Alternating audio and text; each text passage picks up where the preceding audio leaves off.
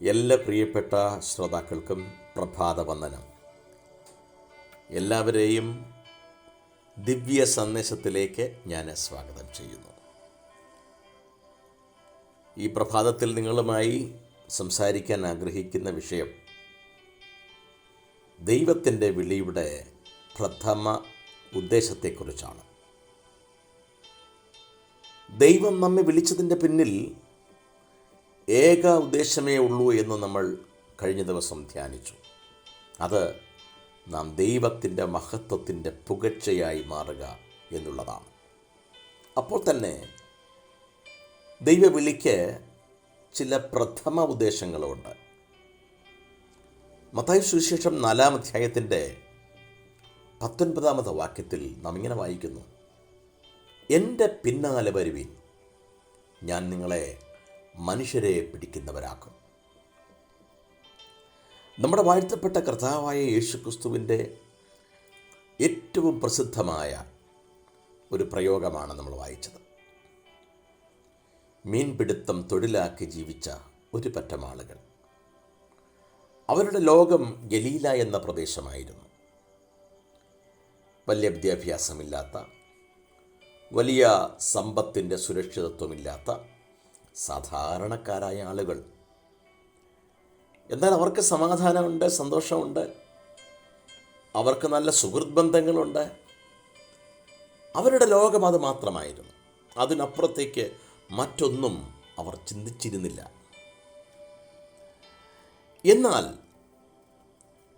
ലോകം മുഴുവനും സൃഷ്ടിച്ച സൃഷ്ടാവാം ദൈവം മനുഷ്യനായി ലോകത്തിൽ വന്നപ്പോൾ സാധാരണക്കാരായ ഈ മീൻപിടുത്ത തൊഴിലാളികളെ അസാധാരണത്വമുള്ള അപ്പോസ്തലന്മാരാക്കി ദൈവത്തിൻ്റെ വലിയ നിയോഗത്തിൻ്റെ ഭാഗമാക്കാൻ ദൈവം ആഗ്രഹിച്ചു.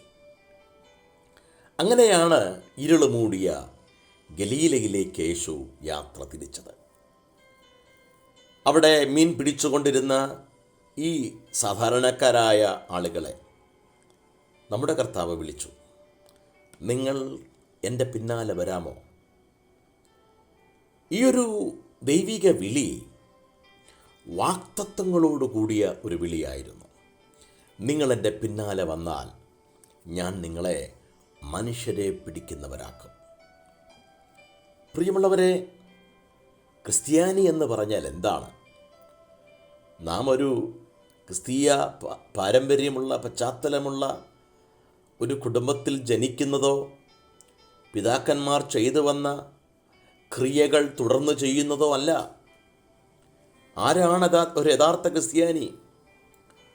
ക്രിസ്തുവിൻ്റെ വിളി കേട്ട് ക്രിസ്തുവിനെ അനുധാവനം ചെയ്യുന്നവനും ക്രിസ്തുവിൻ്റെ വാക്തത്വമായ ലോക സുവിശേഷീകരണത്തിൽ പങ്കുള്ളവനായി തീരുന്നവനുമാണ് ഒരു യഥാർത്ഥ ശിഷ്യൻ.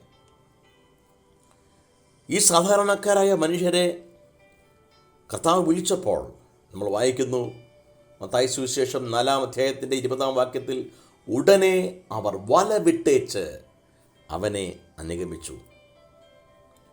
അന്ന് വരെ അവർക്കുണ്ടായിരുന്ന, അവർ ചെയ്തു വന്ന, ആകെ അറിയാവുന്ന തൊഴിൽ മാർഗം വിട്ടിട്ട് നസറയനായ യേശുവിൻ്റെ പിന്നാലെ അവർ പുറപ്പെട്ടു. ഒരുപക്ഷെ ഒരുപാട് ചോദ്യങ്ങൾ അവരുടെ മുമ്പിലുണ്ടാകും. ഇങ്ങനെ ഒരു സ്റ്റെപ്പ് വെച്ചാൽ ഇവരുടെ ഭാവി കാര്യങ്ങൾ എന്താകും? ഇവരുടെ ദൈനംദിന ജീവിതത്തിൻ്റെ മാർഗങ്ങൾ എന്താകും? പക്ഷേ അവർക്ക് മനസ്സിലായി, ഈ വിളിക്കകത്ത് അവർക്ക് വേണ്ടിയ എല്ലാം അടങ്ങിയിട്ടുണ്ട്. നിങ്ങൾ എൻ്റെ പിന്നാലെ വരിക. പ്രിയമുള്ളവരെ, നമ്മെ വിളിക്കുന്നത് ആരാണ് എന്നുള്ളൊരു ബോധ്യം നമുക്കുണ്ടാകണം. അവിടുന്ന് ആരാണ്? സർവ്വലോകത്തെയും ഒന്നുമില്ലായ്മയിൽ നിന്ന് വിളിച്ചു വരുത്തിയ സൃഷ്ടാവാം ദൈവമാണ് നമ്മെ അവിടുത്തെ വേലയ്ക്ക് വേണ്ടി വിളിക്കുന്നത്. ഒന്നുമില്ലായ്മയിൽ നിന്ന് സകലത്തെയും ഉളവാക്കാൻ കഴിയുന്നെങ്കിൽ ദൈവം തമ്പുരാൻ്റെ വാക്കനുസരിച്ച് അവനെ അനുഗമിക്കുന്ന, അല്ല, അവൻ്റെ അടുക്കലേക്ക് വരുന്ന തൻ്റെ മക്കളുടെ കാര്യത്തിൽ ദൈവം അത്ഭുതങ്ങൾ ചെയ്യാതിരിക്കുമോ? അതെ, ഓരോ ക്രിസ്ത്യാനിയും, ഓരോ ശിഷ്യന്മാരും ദൈവവിളി കേട്ട് പോകുന്നത് ക്രിസ്തുവിൻ്റെ അടുക്കിലേക്കാണ്. നിങ്ങൾ എൻ്റെ പിന്നാലെ വരുവിൻ. അങ്ങനെ ക്രിസ്തുവിനെ അനുധാവനം ചെയ്യുന്നവരാണ് ക്രിസ്തുവിൻ്റെ ദൗത്യം നിറവേറ്റേണ്ടത്. ഞാൻ നിങ്ങളെ മനുഷ്യരെ പിടിക്കുന്നവരാക്കും.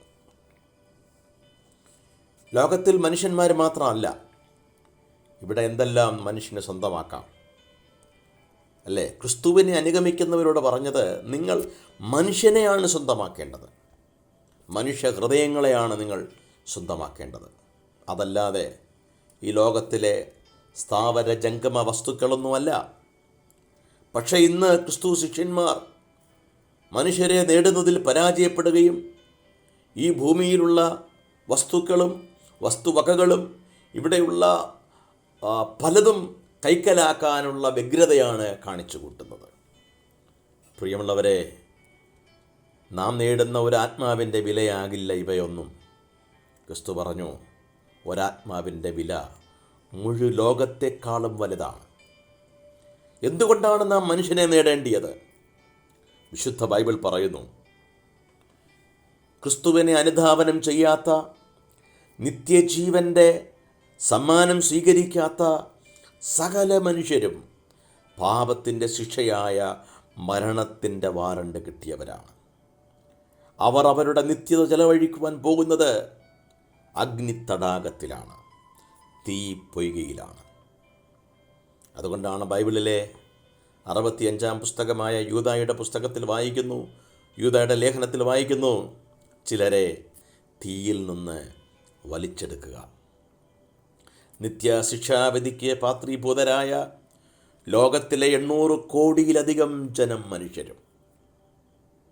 പ്രിയമുള്ളവരെ, അവരാണ് ദൈവവിളിയുടെ ഏറ്റവും വലിയ ഉദ്ദേശം. യോഹന്നാൻ 3:16 നമ്മൾ വായിക്കുന്നു, ലോകത്തിൽ ഒരു മനുഷ്യനും നശിച്ചു പോകരുത്. എന്നെ കേൾക്കുന്ന പ്രിയപ്പെട്ടവരെ, നിങ്ങൾ പാർക്കുന്ന ഇടം, നിങ്ങൾ പാർക്കുന്ന ജില്ല, നിങ്ങൾ പാർക്കുന്ന സംസ്ഥാനം കർത്താവ് നിങ്ങളെ ഏൽപ്പിച്ചിരിക്കുകയാണ്. നിങ്ങളെ അതിനു വേണ്ടിയാണ് ദൈവം വിളിച്ചത്. ആ ദൗത്യത്തിൽ നിങ്ങൾ പരാജയപ്പെട്ടു പോയാൽ ഞാനും നിങ്ങൾ ഒരു ദിവസം ഈ ദൈവം തമ്പുരാൻ്റെ മുമ്പിൽ നിൽക്കേണ്ടി വരും. അതുകൊണ്ട് വിളിയുടെ ഉദ്ദേശം എന്താണെന്ന് വ്യക്തമായി മനസ്സിലാക്കിക്കൊണ്ട് നാം ക്രിസ്തുവിൻ്റെ പടയാളികളായി ഈ വേലയിൽ നമുക്ക് വ്യാപൃതരാകാം. കർത്താവ് ഈ വചനങ്ങളെ കൊണ്ട് ഇന്ന് പ്രഭാതത്തിൽ നമ്മെ അനുഗ്രഹിക്കട്ടെ. നമുക്കൊരു നിമിഷം പ്രാർത്ഥിക്കാം. പ്രിയ കർത്താവേ, ഞങ്ങൾ ഒരുമിച്ച് അങ്ങയുടെ സന്നിധിയിലേക്ക് വരുന്നു. ഇന്ന് ഞങ്ങളെ കേൾപ്പിച്ച ആത്മീക സന്ദേശത്തിനായി ഞങ്ങൾ നന്ദി പറയുന്നു. പലപ്പോഴും ഞങ്ങളെ ഏൽപ്പിച്ച ദൗത്യത്തിൽ നിന്ന് ഞങ്ങൾ ഒഴിഞ്ഞു മാറേണ്ടതിന് പലതരത്തിലുള്ള ഒഴിവുകഴിവുകളും ഞങ്ങൾ പറയാറുണ്ട്. എന്നാൽ ഇന്ന് ഞങ്ങൾ തിരിച്ചറിയുന്നു, ഒരു മനുഷ്യൻ്റെ വില മുഴു ലോകത്തെക്കാളും വലുതാണ്. ഞങ്ങൾക്കിനി പാഴാക്കാൻ ഒരു നിമിഷം പോലുമില്ല. അതേ കർത്താവേ, ലഭിക്കുന്ന ആയുസ് അവിടുത്തെ വിളി അനുസരിച്ച് അങ്ങയെ അനുധാവനം ചെയ്ത് സത്യസുവിശേഷത്തിൻ്റെ വക്താക്കളായി ജീവിക്കുവാൻ ഈ സന്ദേശം കേൾക്കുന്ന ഓരോ പ്രിയപ്പെട്ടവരെയും അവിടുന്ന് സഹായിക്കണം. ജീവിതത്തിൽ ഒട്ടനവധി പ്രതിബന്ധങ്ങളിലൂടെ പോകുന്നവരുണ്ട്, രോഗബാധിതരുണ്ട്, സാമ്പത്തിക ഞെരുക്കങ്ങളുള്ളവരുണ്ട്. ഇന്ന് രാവിലെ കർത്താവ് തന്ന അധികാരത്തിൽ നിന്നുകൊണ്ട് ഞാനവരെ അനുഗ്രഹിച്ച് പ്രാർത്ഥിക്കുന്നു.